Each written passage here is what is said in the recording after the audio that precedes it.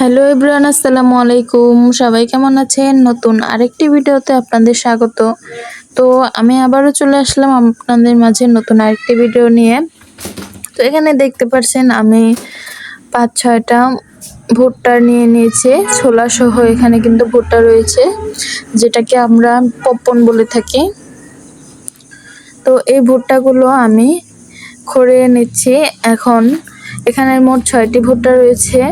৫টি ভুট্টা আনা হয়েছে, সাথে একটি দোকানদার দিয়ে দিয়েছে ২০ টাকা করে পিস আনা হয়েছে। তো ৫টি ভুট্টা ১০০ টাকা নিয়েছে। তো জানি না এমনিতে খোঁড়ানোগুলো আনলে আরও বেশি পাওয়া যেত কিনা ১০০ টাকায়।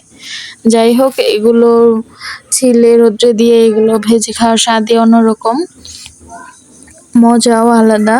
তো দেখতে পাচ্ছেন আমি কিন্তু এখানে ভুট্টাগুলো এক এক করে ছুলে নিচ্ছি। ভুট্টার সাথে কিন্তু অনেকগুলো ছোলা রয়েছে, তো এক একটা করে ছিলে ছিলে নিচ্ছি। প্রথমে ভেবেছিলাম ছোলাগুলো সহই শুকাতে দিব, ছোলাগুলো ছাড়িয়ে শুকাতে দিব। তো পরে আবার কিন্তু ছোলা একসাথে একবারে ছাড়িয়ে নিয়েছি, সাথে আর রাখিনি। তো এই তো দেখতে পাচ্ছেন ভুট্টার সাথে যে চুলগুলো, এই চুলের মতো যে আঁশগুলো, তো এগুলো কিন্তু ছোটবেলায় অনেক নাড়াচাড়া করতাম, ভালোই লাগতো।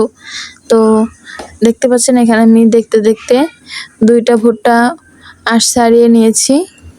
আর এই ভুট্টাগুলো কিন্তু এভাবে আমি ভুট্টার সাথে থেকে ছোলা ছুটিয়ে নিয়ে এগুলো আমি আস্তভাবেই 2 থেকে 3 দিন রোদ্রে দিব, রোদ্রে দিয়ে শুকাবো। তো এই তো দেখতে পাচ্ছেন প্রত্যেকটা ভুট্টার সাথে কিন্তু চুলের মতো যে আঁশগুলো থাকে, চিকন চিকন, সেগুলো আছে। এগুলো ছোটাতে আমার অনেকটাই কষ্ট হয়েছে, জিনিসটা কাঁচা ছিল, সহজে ছুটতেছিল না, আর অনেকগুলো আঁশ ছিল এখানে। এগুলো শুকাবো আমি, শুকানোর 3-4 দিন পর শুকানোর পরে খড়িয়ে নিব। খড়িয়ে তারপর লাগলে আরও 2-1 দিন শুকাবো। এটা শুকিয়ে একেবারে ঝনঝনা বানাতে হবে, তা না হলে কিন্তু জিনিসটা ফুটবে না।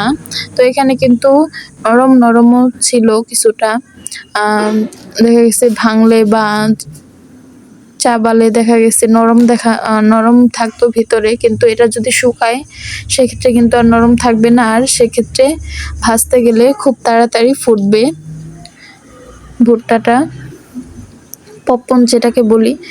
তো দেখতে দেখতে 3টা আমার ছোটানো হয়ে গিয়েছে। ছোটাতে যদিও বেশি টাইম লাগেনি, তবে অনেকগুলো আঁশ থাকার কারণে একটু কষ্ট হয়েছে। আমি আবার একটু একটু করে ছুটিয়ে নিলে সমস্যা হতো না।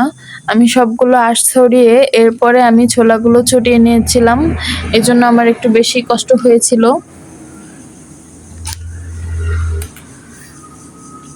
তো দেখতে পাচ্ছেন আমি কি করছি এখানে, ছোলাগুলো সাথেই কিন্তু রেখে দিয়েছি।